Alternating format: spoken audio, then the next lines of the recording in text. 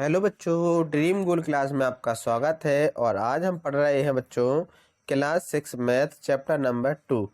बच्चों चैप्टर का नाम है पूर्ण संख्याएं, जिसकी एक्सरसाइज हम 2.1 को आज हम सॉल्व करेंगे। तो इसमें बच्चों सबसे पहले क्वेश्चन है कि 10,999 के बाद अगली 3 प्राकृतिक संख्याएं लिखिए। तो सबसे ज़्यादा पहले हम जानते हैं कि प्राकृतिक संख्याएं होती क्या है। तो बच्चों वो संख्याएं जो 1 से स्टार्ट होती हैं और कहाँ तक जाती है बच्चों, अनंत तक जाती है, उन्हें हम प्राकृतिक संख्याएं कहते हैं।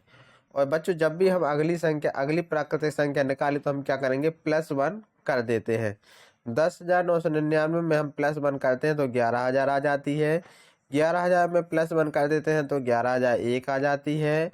और 11,001 में +1 कर देते हैं तो 11,002 आ जाती है।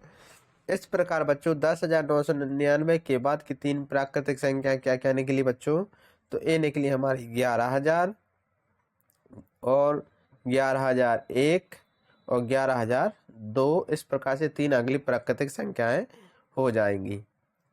अब इसके बाद आते हैं हम क्वेश्चन नंबर 2 पर।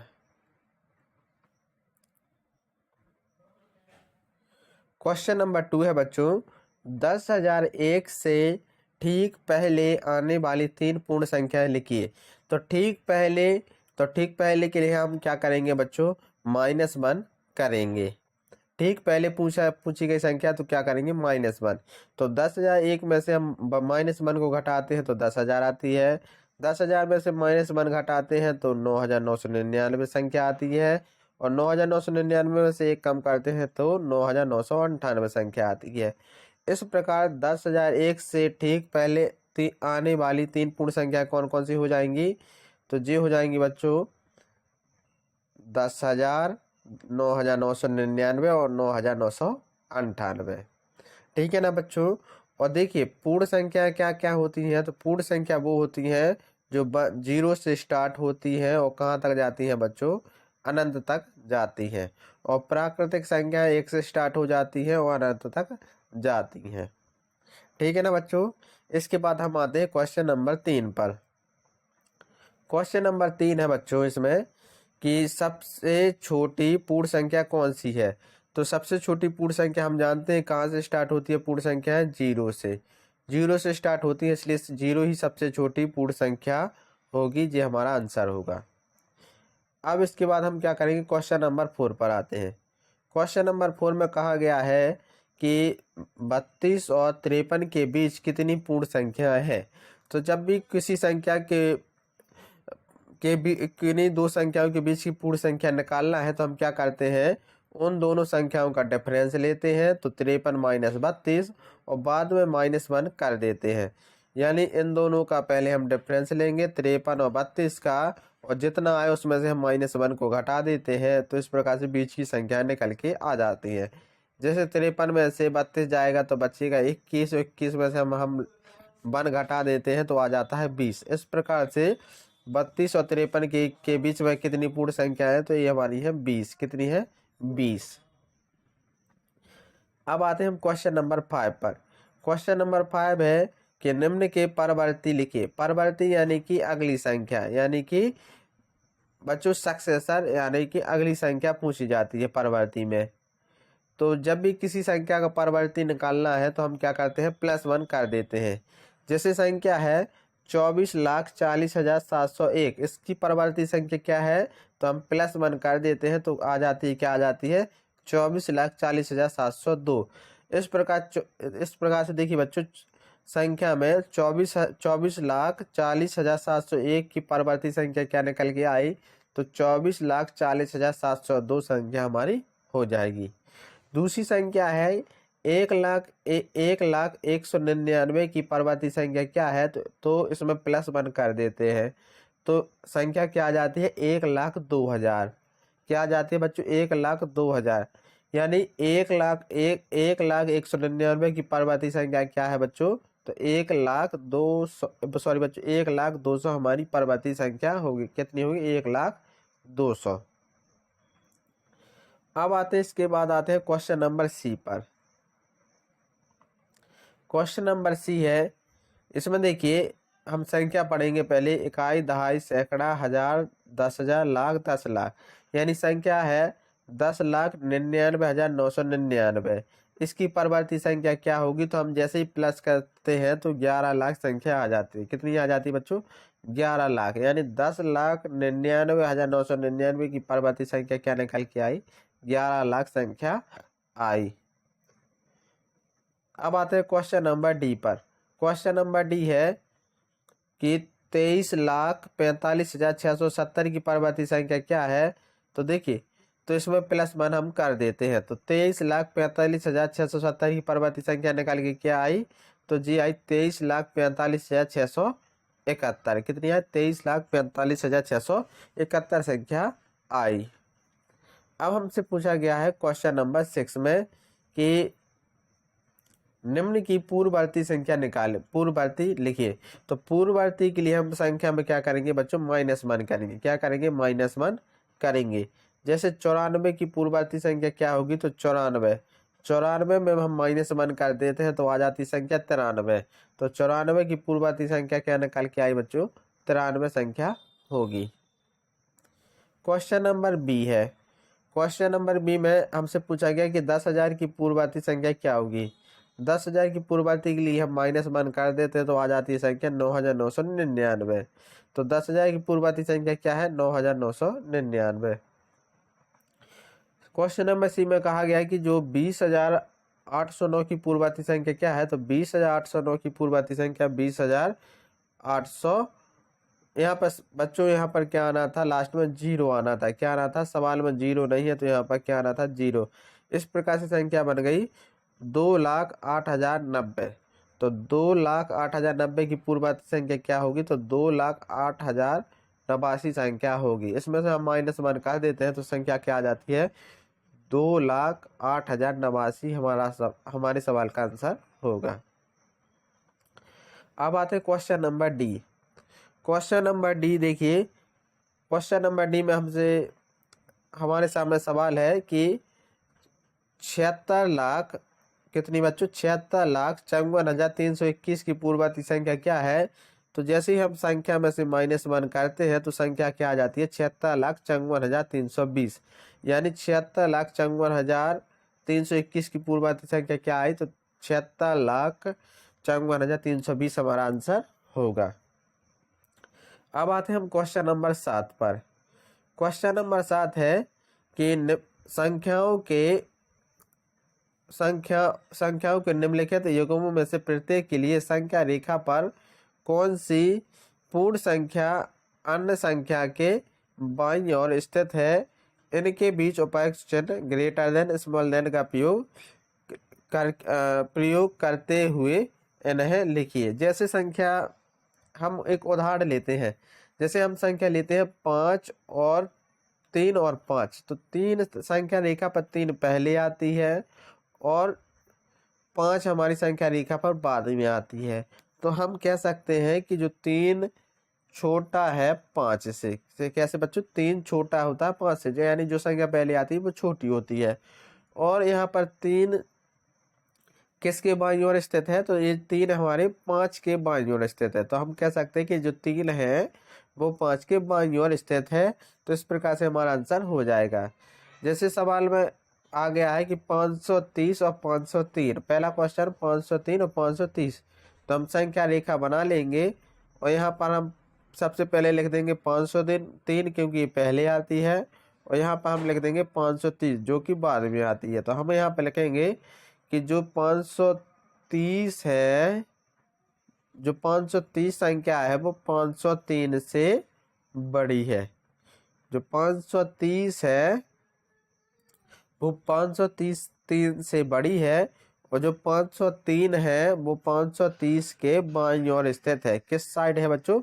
बाईं ओर स्थित है। जो तो यहाँ पर क्या आना था? यहाँ पर आना था 3। क्या आना था? 3। यहाँ पर 0, यानी 530 503 से बड़ी है, और जो 503 है वो 530 के बाईं ओर स्थित है। यानी छोटी संख्या हमेशा बड़ी संख्या के बाईं ओर स्थित होगी। दूसरा सवाल है 370 और 307। तो यहाँ पर 370 बड़ी संख्या होती है किससे? 307 से। 370 इज ग्रेटर देन, यानी जहाँ पर इसका सिंबल का मुंह खुला रहेगा उस साइड बड़ी संख्या होगी, जहाँ पर बंद रहेगा उस साइड छोटी संख्या होगी। यानी 370 बड़ी संख्या होगी किससे? 307 से।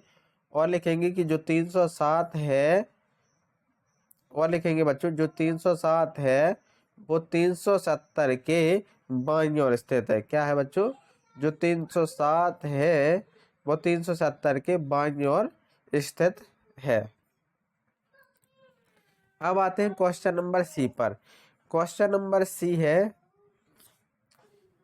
कि जो 98,765 और दूसरी संख्या लिखी है 56,789, इनमें कौन सी संख्या बड़ी है? तो हम देख के बता ही सकते हैं कि जो 98,765 है वो 56,789 से बड़ी संख्या है। क्या है बच्चों? बड़ी संख्या है। और यहाँ पर बच्चों जो 56, यहाँ पर सवाल गलत है, आंसर गलत है कि जो 56,789 संख्या है वो 98,765 के बाईं ओर स्थित होगी। किसके बाईं ओर स्थित होगी? जो 56,789 है वो 98,765 के बाईं ओर स्थित होगी, क्योंकि छोटी संख्या हमेशा बाईं ओर रहती है।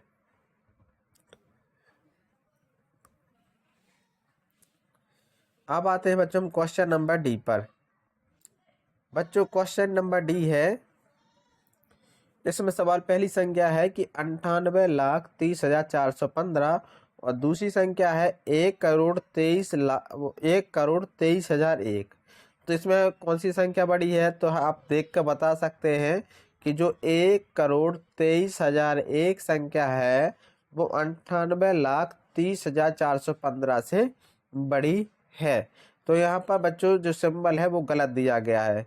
इसमें बड़ी संख्या कौन सी है? 1,23,001। तो सिंबल आना था इस साइड, यानी कि क्या आना था? स्मॉल देन का चिन्ह आना था, क्योंकि इस जो संख्या जिस साइड बड़ी होती है उस साइड खुला मुंह रहता है। तो 1,23,001 हमारी बड़ी संख्या होगी किससे?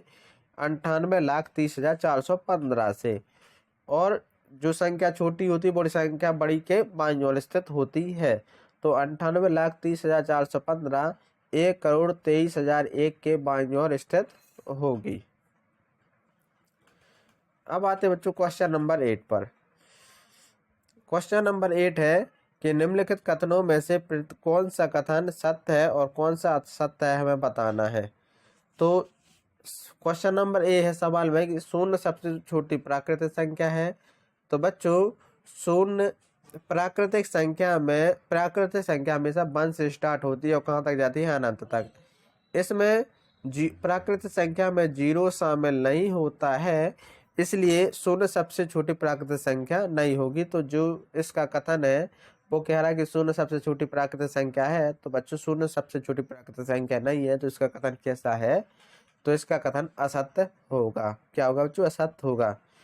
क्वेश्चन नंबर बी पर आते हैं। इसमें कहा गया है कि जो 400 है वो 399 का पूर्ववर्ती है। तो बच्चों 399 का पूर्ववर्ती क्या होता है? 398। क्या होता है? 398। और ये कह रहा है कि 400 होता है, तो इसका कथन कैसा है? असत्य है। क्वेश्चन नंबर सी है। क्वेश्चन नंबर सी में कहा गया है कि शून्य सबसे छोटी पूर्ण संख्या है। तो पूर्ण संख्या देखिए 0 से स्टार्ट होती है और कहाँ तक जाती है? अनंत तक। तो देखिए पूर्ण संख्या में 0 आ रहा है, इसलिए शून्य सबसे छोटी पूर्ण संख्या होगी। तो इसका कथन कैसा है? सत्य होगा। क्वेश्चन नंबर डी है। इसमें कहा गया है कि जो 600 है वो 599 का परवर्ती है। तो 599 का परवर्ती हम निकालते हैं तो +1 कर देते हैं, तो आ जाता है 600 आ रहा है। और इसमें भी कहा गया है कि 600 होता है, तो इसका कथन कैसा है बच्चों? सत्य होगा। अब आते हैं क्वेश्चन नंबर ई पर। क्वेश्चन नंबर ई में कहा गया है कि सभी प्राकृतिक संख्या पूर्ण संख्या होती हैं। तो बच्चों सभी प्राकृतिक संख्या पूर्ण संख्या होती है। तो देखिए पूर्ण संख्या 0 से स्टार्ट होती है और कहाँ तक जाती है? अनंत तक। तो इसमें पूर्ण संख्या में सभी प्राकृतिक संख्याएं हमारी आ रही हैं। देखिए प्राकृतिक संख्या 1 से स्टार्ट होती है, अनंत तक जाती है। तो पूर्ण संख्या में सभी प्राकृतिक संख्याएं आ जाती है, इसलिए सभी प्राकृतिक संख्याएं पूर्ण संख्याएं होंगी। अब हमसे कहा गया है क्वेश्चन नंबर एफ में कि क्या सभी पूर्ण संख्याएं प्राकृतिक संख्याएं होती हैं। तो देखिए पूर्ण संख्या, देखिए प्राकृतिक संख्याएं 1 से स्टार्ट होती हैं और कहाँ तक जाती है, अनंत तक जाती हैं। और प्राकृतिक संख्याएं में 0 नहीं आता है, इसलिए सभी पूर्ण संख्याएं प्राकृतिक संख्याएं नहीं होंगी। तो इसका कथन कैसा है, असत्य है। अगर प्राकृतिक संख्या में 0 भी आता है तो सत्य होता। इसलिए देखिए प्राकृतिक संख्या में 0 नहीं आता है, 0 पूर्ण संख्या नहीं आता है, इसलिए यह प्राकृतिक संख्या नहीं होगी। तो इसका कथन कैसा है, असत्य होगा। अब क्वेश्चन नंबर देखिए जी है। क्वेश्चन नंबर जी में कहा गया है कि 2 अंकों की पूर्ण संख्या का पूर्ववर्ती 1 अंक की संख्या कभी नहीं हो सकता है। तो देखिए 2 अंकों की पूर्ण संख्या लेते हैं 10, इसका पूर्ववर्ती निकालते हैं तो 9 आता है, जो कि 1 अंक की संख्या है। और ये कह रहा है कि 1 अंक की संख्या कभी हो नहीं सकती और हमारी एक पूर्ववर्ती 1 अंक की संख्या आ रही है। तो यानी कि इसका कथन कैसा है बच्चों, असत्य है। अब बच्चों क्वेश्चन नंबर एच है। क्वेश्चन नंबर एच में कहा गया कि एक सबसे छोटी पूर्ण संख्या होती है।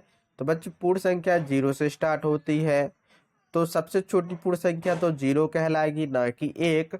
तो इसका कथन कैसा है बच्चों, असत्य होगा, क्योंकि 1 सबसे छोटी पूर्ण संख्या नहीं होती है। तो क्वेश्चन नंबर एच का जो आंसर होगा वो असत्य होगा। अब आते हैं क्वेश्चन नंबर आई पर। क्वेश्चन नंबर आई है कि प्राकृतिक संख्या 1 का कोई पूर्ववर्ती नहीं होता। तो बच्चों सत्य है, क्योंकि 1 ही सबसे छोटी संख्या होती है प्राकृतिक संख्या में। तो इसका कोई 1 का कोई पूर्ववर्ती नहीं होता। तो इसका कथन कैसा है, सत्य है। अब है बच्चों पूर्ण संख्या 1 का कोई पूर्ववर्ती नहीं होता। तो पूर्ण संख्या 0 से स्टार्ट होता है। और देखिए इसका पूर्ववर्ती 1 का पूर्ववर्ती क्या है बच्चों, 0 है। 1 का पूर्ववर्ती 0 है और यहाँ पर कहा गया कि 1 का कोई पूर्ववर्ती नहीं होता। तो ये बच्चों इसका कथन कैसा है, इसका कथन असत्य होगा। अब आते बच्चों क्वेश्चन नंबर के पर। क्वेश्चन नंबर के में कहा गया है कि पूर्ण संख्या 13 11 और 12 के बीच स्थित है। तो बच्चों 11 और 12 के बीच में पूर्ण संख्या 13 11 और 12 के बीच में स्थित नहीं होती है। तो इसका कथन कैसा है बच्चों, असत्य है। अब क्वेश्चन एल है, पूर्ण संख्या 0 का कोई पूर्ववर्ती नहीं होता।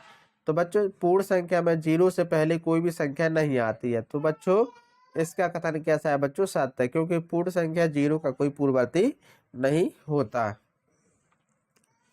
अब है बच्चों क्वेश्चन नंबर एम है।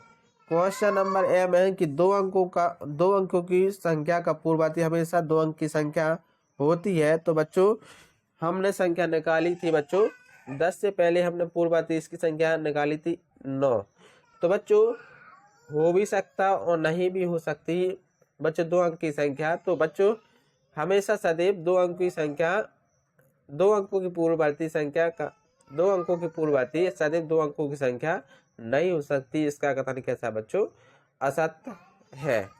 तो बच्चों आई होप कि आपको ये वीडियो अच्छी लगी होगी। तो प्लीज़ लाइक एंड सब्सक्राइब करना ना भूलें। Thank you.